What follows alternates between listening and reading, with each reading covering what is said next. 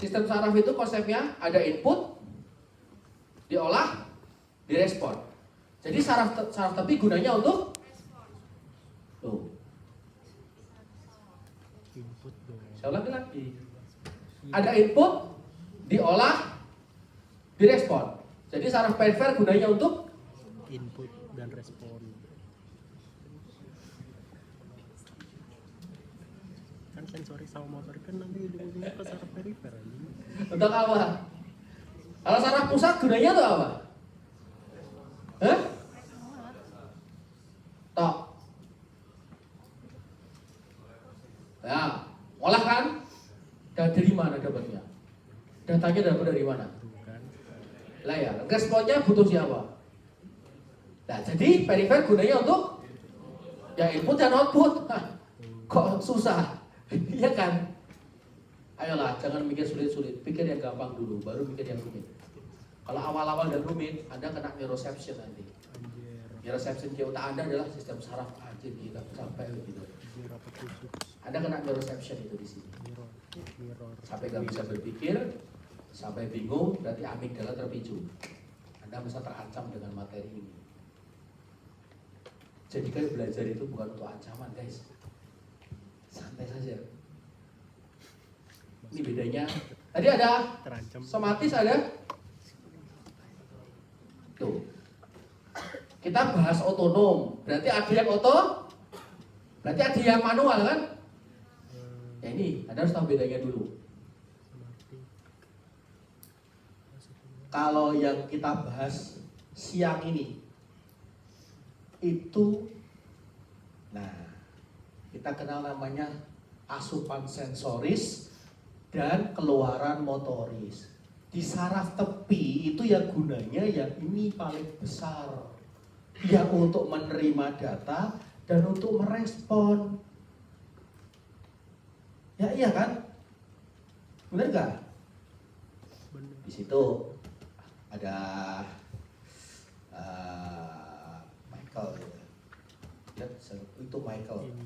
Hai, ini kan motorik nih. Ya kan? Motorik perifer atau pusat? Perifernya, sentral motorik juga ada. Ini juga outputnya. Nah, di situ. Kalau somatik berarti sadar, yang dimaksud sadar itu ada merencanakan, ada meniatkan. Kalau otonom nggak sadar, nggak perlu Anda pikir supaya jantungnya cepat, nggak perlu Anda mengatakan kepada seluruh pembuluh darah untuk melakukan vasokonstriksi ketika Anda simpatisnya aktif, nggak perlu, dia akan otomatis. Nah, karena tujuannya untuk homeostasis. Nah, neuron motoris biasanya adalah di somatis satu neuron. Nah, otonom uniknya nanti ada dua nyambung gitu. Ada tahu preganglion, postganglion kan? Pernah dengar istilah itu? Ganglion atau ganglion? Ya, bedanya dengan nukleus? Ya, ganglion di luar saraf pusat. Nah, neurotransmitter somatik itu asetilkolin, sedangkan otonom ada dua macam. Ini nanti yang akan membedakan. Efektornya, tahu efektor? Sesuatu yang membuat sesuatu berefek, ya kan? Nah, itu kan untuk respon, berarti organ targetnya. Polos, kelenjar. Responnya kontraksi saja kalau somatik itu. Aneh kan? Terus relaksasinya gimana? Bukan suatu inervasi, melainkan untuk menurunkan inervasi dan menurunkan potensial aksinya. Kalau yang di sini ada kontraksi, ada relaksasi. Yang suka anatomi, saya berikan ini. Yang suka fisiologi, sebelah kiri kanan. Intinya apa? Tiap ganglion itu ngurusin beda-beda. Ngurusin itu apa? Memang nggak mungkin. Berperan di mana? Nah ini ganglion cervicalis superior itu kepala dan jantung posisinya. Nah, thoracolumbar ini kita ngomongin siapa kalau thoracolumbar? Simpatis. Simpatis itu nama unitnya, nama lainnya thoracolumbar. Nah, ini ada ganglion, ini ada nanti ada ganglion para. Para itu yang mana? Sini apa sini? Kalau ini vertebralnya gitu, ganglionnya sini apa sini? Hah? Kiri. Tuh. Ya, ini nanti Anda lihat ya, di sini kalau pre, ini yang para tuh yang ini nih, para. Dekat. Nah, ini yang pre. Ini loh. Nih, ganglion celiacus, ya kan? Ada ganglion mesentericus superior, ada ganglion. Nah, ini urusi beda-beda. Pentingnya apa? Kalau kalian ada sesuatu teman-teman dan saya cedera di tulang belakang regio T1 sampai lobar 2 ini ketekan. Sekarang gini aja deh. Ganglion cervicalis superior itu dari T1 hati-hati. Nah, itu kalau sampai terpicu ya jantungnya akan naik. Ganglion cervicalis medial itu nanti bisa dihafalkan atau dibaca-baca saja. Nggak akan saya keluarin sih. Karena ini hanya ingin menunjukkan bahwa ini loh urusannya beda-beda, jalurnya di sini. Kalau ini adalah parasimpatis, nama lainnya adalah kraniosakral. Ini punya uniknya. Lihat ini ya. Ini tertata rapi ya. Ganglion proganglion tertata rapi kan. Kalau yang satunya enggak, dia untuk di ganglionnya itu mendekati organ targetnya. Jadi pos ganglionnya pendek-pendek ya. Dia ya ini kan mendekati langsung, jadi dia punya kekasan ini bedanya. Tadi ada nih yang tanya bedanya simpatis sama parasimpatis apa, ya ini aja tulis kalau yakin benar ya. Udah baca belum? Ini benar kan yang tak tulis? Nanti dia bilang masa dosen salah nyesatin, ya enggak, tapi saya ingin menunjukkan ke Anda bahwa silakan di cross check. Kalau ada ilmu baru dari Anda, kita bisa diskusikan, gitu ya. Nah, ini distribusi simpatis dan parasimpatis. Kalau simpatis, saya tanya dulu logikanya. Simpatis itu respon apa? Fight or flight. Tujuannya kenapa kita harus bertarung? Supaya? Ya, untuk bertahan. Berarti selamat kan? Sekarang saya tanya balik. Kenapa dia harus tersebar luas? Dia tahu nggak? Atau setidaknya keuntungannya apa sih dengan tersebar luas? Ada yang tahu? Satu lebih cepat, satu lagi lebih apa? Ya, tersebar luas itu artinya sekali firing seluruh bagian yang diperlukan untuk bertarung dan untuk kabur aktif seketika itu juga. Jadi tujuannya memang simpatis itu nggak jahat. Aktivitas saraf simpatis itu ya untuk bertahan hidup. Cara bertahan hidup itu hanya ada dua. Kalau kamu nggak lawan balik ya kabur. Kalau kuat dilawan, nggak kuat ya kabur. Gitu. Tapi otot-ototnya, pembuluh darahnya harus aktif dalam saat itu juga. Makanya dia tersebar luas. Tersebar luas itu artinya begitu sekali firing. Kalian lihat ini deh. Sret, satu titik aja langsung kena semua gitu loh. Contohnya ini aja. Nih, ganglion celiacus lambung. Saat terpicu, lambung, liang, hepar, ginjal, usus harus langsung gitu. Jantung saja. Kenapa jantung itu sampai ditangani 3? Ya, sangat istimewa. Dia ada berapa nodus? Ya kan? Dia ada berapa lokasi yang harus bekerja secara bergantian. Nggak mungkin lah yang bawah cepat atasnya lambat. Ya gimana? Ya kan? Nah, itu pentingnya Anda mengamati ini. Nah, ini simpatis dan parasimpatis. Arus keluarnya maka disebut torakulumbar karena dia keluarnya dari saraf pusat itu torakulumbar. Kalau parasimpatis itu di kraniosakral. Lokasi ganglianya ini yang menarik. Kalau ini ganglia terminal, di terdekat di dalam viscera, ini menarik ini. Ini kenapa bisa menjawab ketika jantung berdebar-debar, habis lari terus ada mutahwat gitu. Jadinya melambat. Sangat cepat itu. Habis mutah jadinya pelan. Makanya sering pada orang-orang yang mengalami kasus hipertensi pada kehamilan itu preeklamsi itu, udah kan ada biarin mutah aja, biar mutah. Nanti kan mutah akhirnya jadinya akan melambat. Karena apa? Ada satu saraf yang nanti kita bahas. Satu saraf unik selain olfaktorius, karena olfaktorius dikatakan unik karena tidak lewat talamus. olfaktoris itu langsung ke amigdala. Itulah kenapa aromaterapi cukup diminati, efeknya cepat karena dia langsung ke amigdala. Plus yang sering mabuk kendaraan, yang diingat bukan base-nya tapi parfumnya atau aroma tertentu. Iya, karena aroma tadi lewat olfaktorius langsung intervensinya ke amigdala. Amigdala ada dalam sistem limbik. Memori yang dibalut dengan emosi lebih kuat dibandingkan tanpa emosi yang mendasari. Apalagi disertai Anda saat mengingat itu ada unsur survivalnya.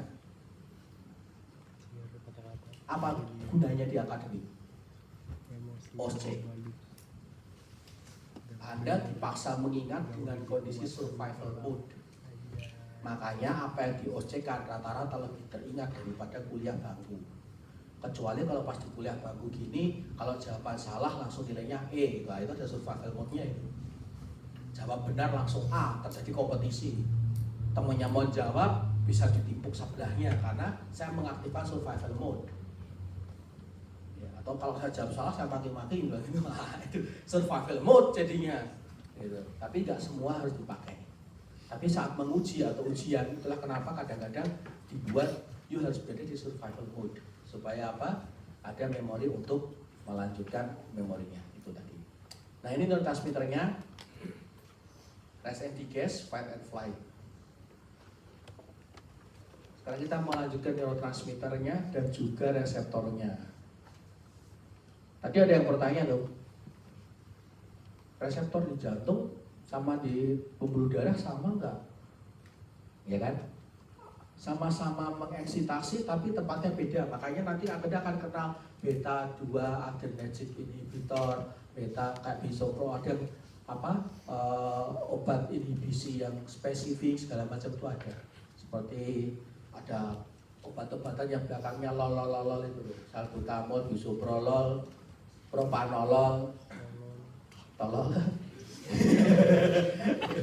Ya lol semua.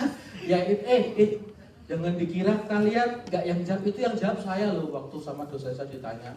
Contohnya apa? Salbutamol, propanolol. Saya bingung, tolol, langsung disuruh keluar saya. Benar-benar survival mode sampai sekarang saya masih ingat peristiwa itu. Ya, eksitasi inhibisi beta 1 ini mau diingat-ingat boleh, mau dibaca ulang juga nggak masalah. Tapi yang jelas intinya ada reseptornya, ada jalurnya, jadi nggak mungkin ketukar gitu aja. Nah, kalau saya nikotinik, nah nanti di saraf otonom itu ada yang namanya yaitu tuh sistem neuron yang mengantarai tadi, yang sama-sama asetilkolin, yang preganglion itu yang reseptornya nanti nikotinik, semua pakai asetilkolin. Tapi setelahnya menjadi berbeda, ya postganglion. Ini loh, jadi seperti ini nanti bentuknya. Nah ini neurotransmitter preganglionnya itu sama kan? Ya, ini yang namanya reseptor nikotinik itu di sini, hanya mengantarai saja, gitu. Nah, neurotransmitter postganglionnya jadi beda ini. Nah, kebanyakan norepinefrin kecuali ini. Coba perhatikan, pembuluh darah otot skelet, kenapa asetilkolin kok enggak norepinefrin? Masukkan logika Anda, kenapa? Ayo, catat tangan dan berpikir. Sebentar, umumnya saraf simpatis itu aktivitasnya apa sih? Konstriksi atau dilatasi? Atau vasokonstriksi, vasodilatasi, konstriksi, relaksasi? Yang mana? Sesuatu yang menekan, menyempit gitu ya? Kalau dikasih adrenalin menyempit nggak kira-kira? Kalau ada cabut gigi itu, ada obat biosnya namanya itu ada lidocaine tapi dicampurin epinefrin. Tujuannya apa? Biar nggak bleeding loh. Tapi di simpatis kok ada asetilkolin dan pembuluh darah otot skelet. Kenapa? Kenapa dia butuh asetilkolin yang biasanya dipakai parasimpatis? Lah ya, kenapa kok nggak NE aja? Lah ya, makanya dipakai. Lah ini kok asetilkolin kok pembuluh darah padahal simpatis, kenapa? Ayo, ini keluar ujian yang ini asik nih keluarin. Apa coba? Sifatnya asetilkolin kan berarti kan gini, prinsipnya ya, neurotransmitter sangat spesifik dengan reseptor tertentu, efeknya juga spesifik. Jadi kalau neurotransmitter dan juga reseptornya itu di dua organ sama, efeknya sama. Nah, berarti ketika simpatis terpicu, pembuluh darah di otot skelet Anda vasodilatasi atau vasokonstriksi? Hah? Betul. Tetapi pembuluh darah yang lain nanti kita akan lihat tidak. Itu menariknya. Di otak ketika simpatisnya aktif dia akan menyempit, tapi di otot tidak. Kenapa? Kenapa? Logika aja, kenapa dibuat vasodilatasi di otot skelet ketika dia harus bertarung? Karena ya kenapa? Nih logikanya, darah bawa apa?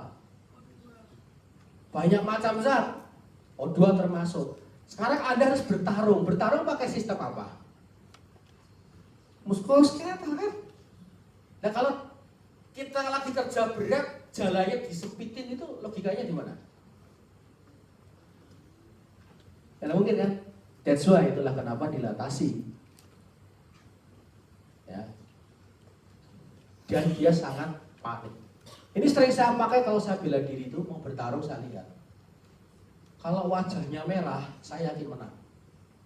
Karena simpatisnya pasti aktif, dia nggak bisa mikir, dia merasa terancam. Tapi kalau petarung di depan saya, wajahnya biasa saja pucat, tidak gemeter, kemungkinan saya kalah.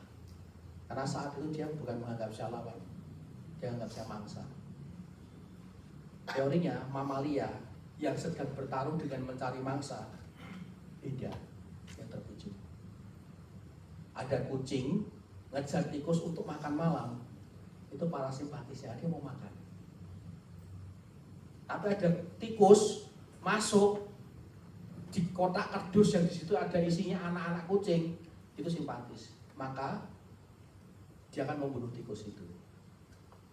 Jadi kalau dalam pertarungan dilihat wajahnya merah, jangan sampai kalah. Kalah kita dibunuh. Makanya banyak atlet yang cedera ketika lawannya emosi, karena dia mungkinnya bukan teman lagi, ya ancaman. Sedangkan kalau bertarung, wajahnya tenang gitu, ya kalau kalah ya paling cuma malu, nggak akan dirusak. Untuk menang, ya bisa jadi. Itu paling mudah. Udah orang beruntung dijual wajah merah, jangan sampai kalah, pinggir aja, tunda-tunda dulu. Karena apa? Ya tadi, kalau dilatasi warnanya apa? Merah. Kalau simpatis aktif berarti artinya dia merasa apa? Terancam. Sebetulnya dia takut dengan kita. Tenang aja, kita di atas angin. Yang takut itu orangnya tenang. Kenapa mas? Tadi naik motornya gimana? Kok sampai nyerempet? Waduh, hati-hati. Udah kayak gitu bahaya. Jangan coba-coba melayangkan satu pukulan pun orang yang kayak gitu tuh. Ya, karena dia parasimpatisnya masih, dia masih bisa mikir. Nanti saya tunjukkan kenapa simpatis aktif dominan kita nggak bisa mikir. Nah ini tadi reseptornya ya. Jadi ada satu reseptor bisa eksitasi, bisa inhibisi. Makanya ada satu tempat di mana itu tereksitasi, di mana satu tempat regulasinya dihambat.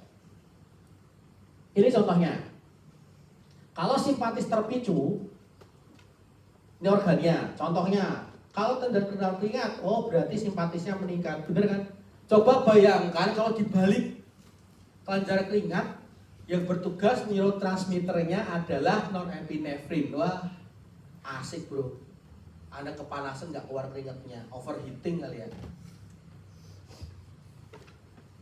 Bayangin keringat dulu, mungkin Anda belum lahir atau sudah ya? Sekitar tahun 94-95. Merapi erupsi, makan korban di utara sana, yang hidup luka bakarnya tuh luas. Akhirnya kulitnya digantikan dengan cangkok kulit dan tidak berpori, tidak punya kelenjar keringat. Bayangkan kalau udaranya panas, dia harus dikompres sebadan. Ini beruntunglah kelenjar keringat yang handle itu adalah otonom, gitu. Karena mendinginkan. Kalau nanti tubuh panas, yang terjadi simpel aja, ada panas-panas, denyutnya naik nggak? Ya kan? Didinginkan. Nah itu. Nah ini masih dalam penelitian, apakah benar hipofisis posterior itu kita datanya. Jadi yang sudah pasti yang ini. Oh, lakrimal sekresi sama-sama sekresi. Ini lucu. Lakrimal itu apa? Kejar air mata. Yang seneng nangis, yang saking marahnya nangis. Pernah nggak ngalamin?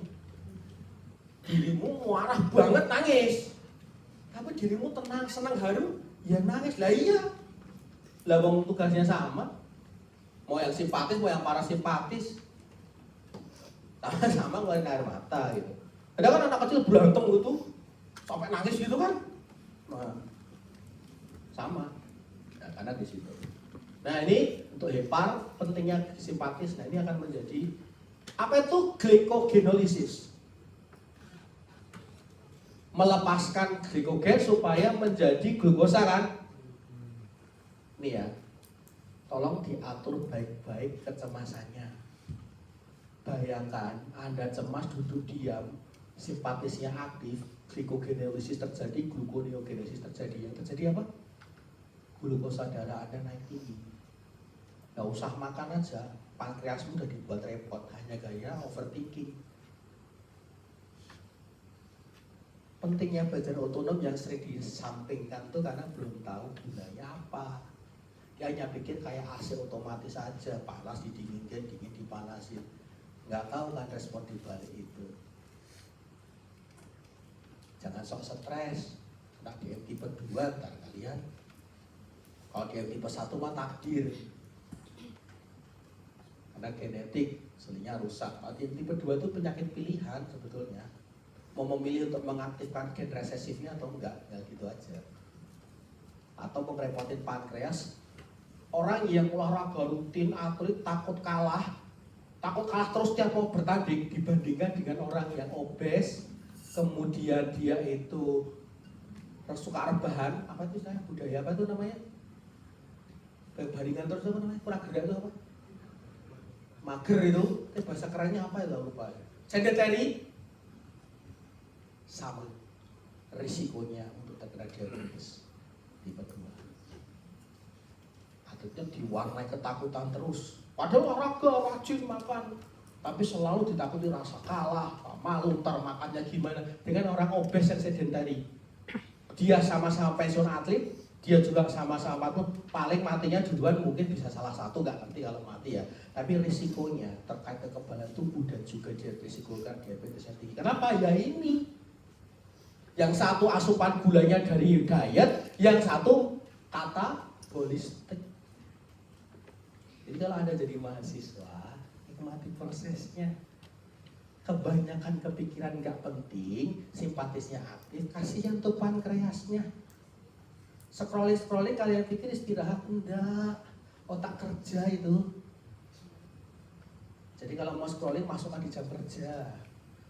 Jangan pas tidur, tapi kalau kerja sambil scrolling paling dimarahi atasan ya. Nah, ini otot jantung, pengurangan frekuensi. Oke, ini lihat limpa, uterus. Ini otot polos vaskular. Vaskular itu pembuluh darahnya yang di arteriola, yang kecil-kecil nih. Simpatis cocok ya? Kontriksi semua cocok ya, sesuai ya. Yang parasimpatis dilatasi. Nah, kecuali yang ini. Arteriola coronaria. Ketika Anda mengaktifkan simpatis dengan olahraga rutin segala macam itu, sebetulnya ngasih makan ke jantungnya jadi lebih banyak karena dia ada dilatasinya, walaupun juga ada konstriksinya juga. Nah, ini kalau yang kulit nanti sampai ke otot skelet jadi ada dilatasinya juga karena ada asetilkolin juga di situ.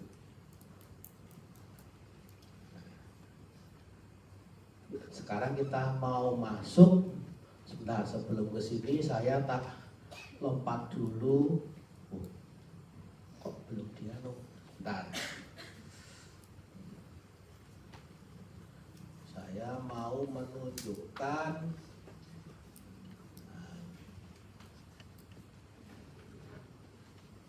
kok belum keluar.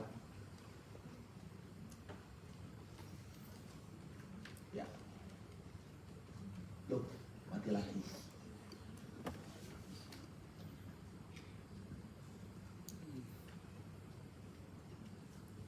Yang saya ngomong tadi ya, ada preganglion, ada postganglion. Yang preganglion ini disebut nikotinik reseptor yang di sini nih loh. Nah ini butuhnya asetilkolin, mau simpatis mau parasimpatis sama. Nanti dibaca lagi tentang potensial aksi, perlunya asetilkolin apa. Tadi ada sudah menerangkan beberapa temanmu itu terkait dengan influx akuannya kalian segala macam. Nah yang membedakan nanti di sini. Kalau sistem saraf simpatis ini nanti maksudnya adrenergic reseptor. Nih, kenapa disebut adrenergic reseptor? Ya reseptor yang menerima adrenalin. Itu aja namanya. Yang di sini kenapa disebut muskarin? Nah, yang namanya nggak beda. Disebutnya asetilkolin ini ya, menerima asetilkolin. Terus, kok hilang lagi? Terus gimana cara membedakannya? Ini tadi saya kasihkan ke teman-teman. Belum jalan. Nah, saya bandingkan ya. Cholinergic, adrenergic, muskarin, nikotinik. Neurotransmitternya ini tadi yang tengah ya, asetilkolin. Ini cholinergic, asetilkolin. Cabang dominannya, ini semua cabang ada. Setuju ya tadi ya? Nikotinik mau parasimpatis, mau simpatis ada. Ya, kalau muskarinik lebih miripnya parasimpatis. Lokasi kerjanya kalau cholinergic itu pre dan post, adrenergic post ganglion, muskarinik di organ targetnya.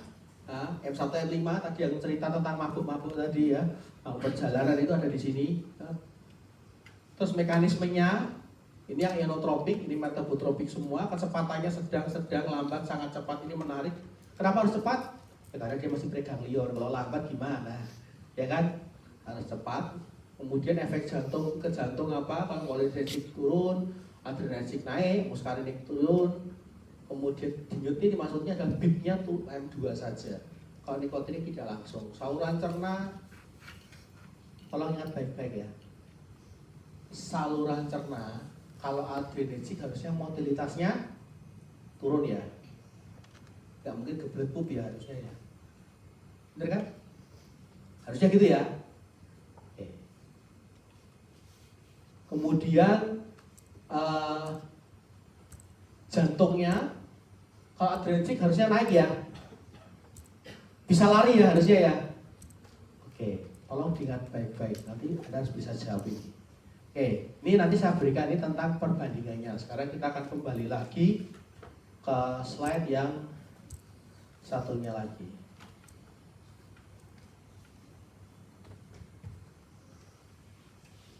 Semoga nyanda.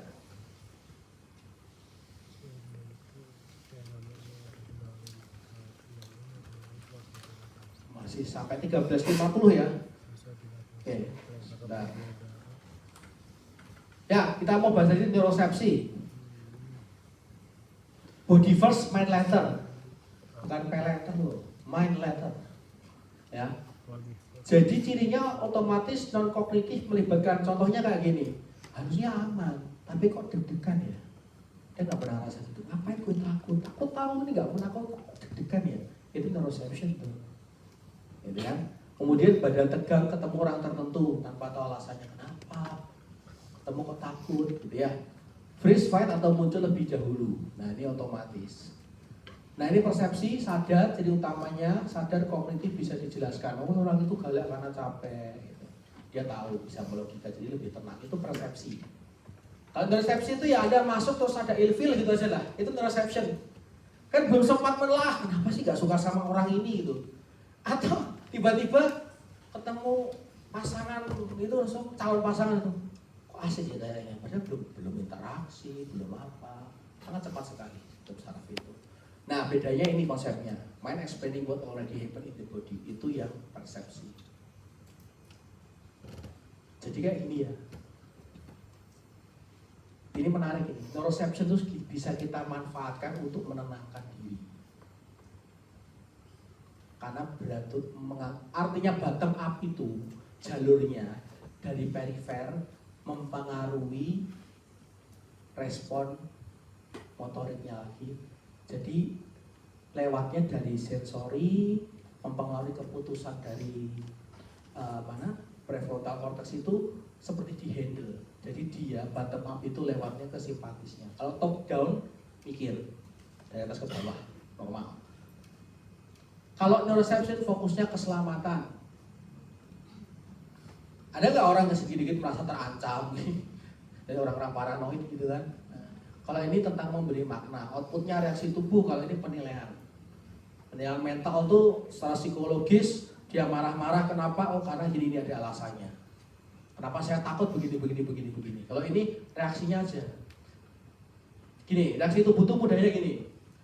Ada orang nggak bisa fokus, kepikiran. Kalau ditanya kamu mikir apa? Nggak ngerti, nggak mikir apa-apa, tapi nggak bisa tidur. Aneh kan? Nggak mikir apa-apa tapi nggak bisa tidur. Nah itu adalah aktifnya neuroception. Ini yang terakhir, semoga bisa menyelamatkan Anda semua kalau Anda tahu konsep kerjanya.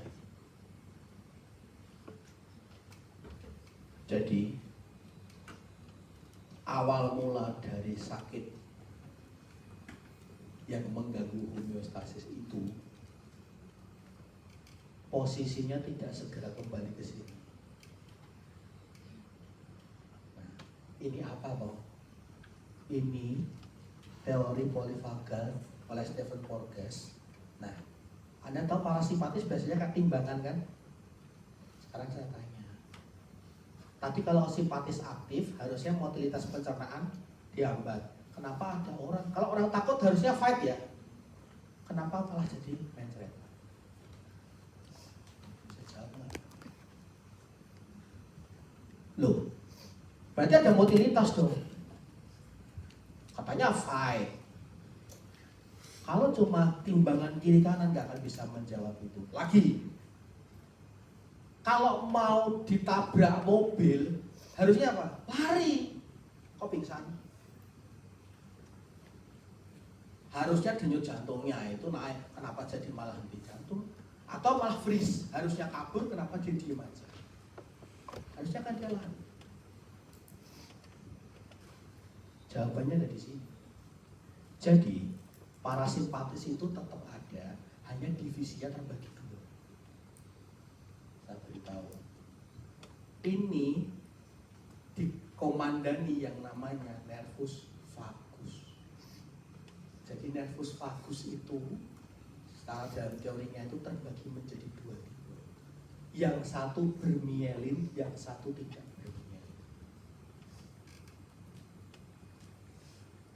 Yang bermielin ini ada kaitannya dengan social engagement atau keterlibatan sosial dan perasaan safe.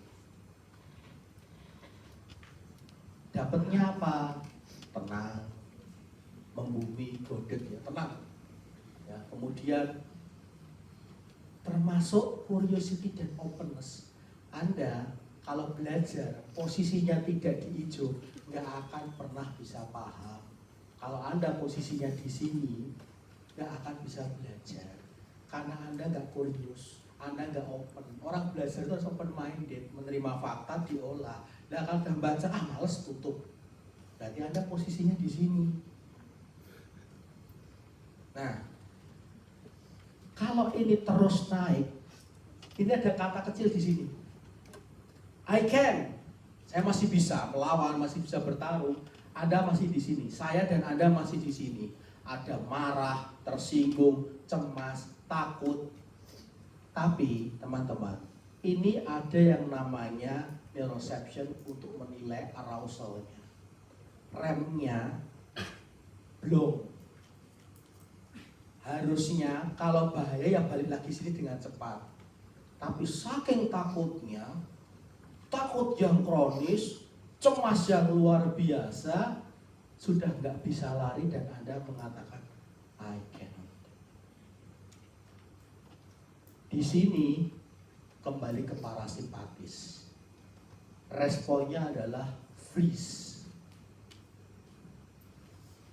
kolaps, immobil, dan dia menghemat energi, disiapkan untuk menahan rasa sakit menjelang kematiannya. Bentuknya adalah kayak gini. Awalnya dia mungkin suka mendebat, lama-lama males, akhirnya udah diam aja, males.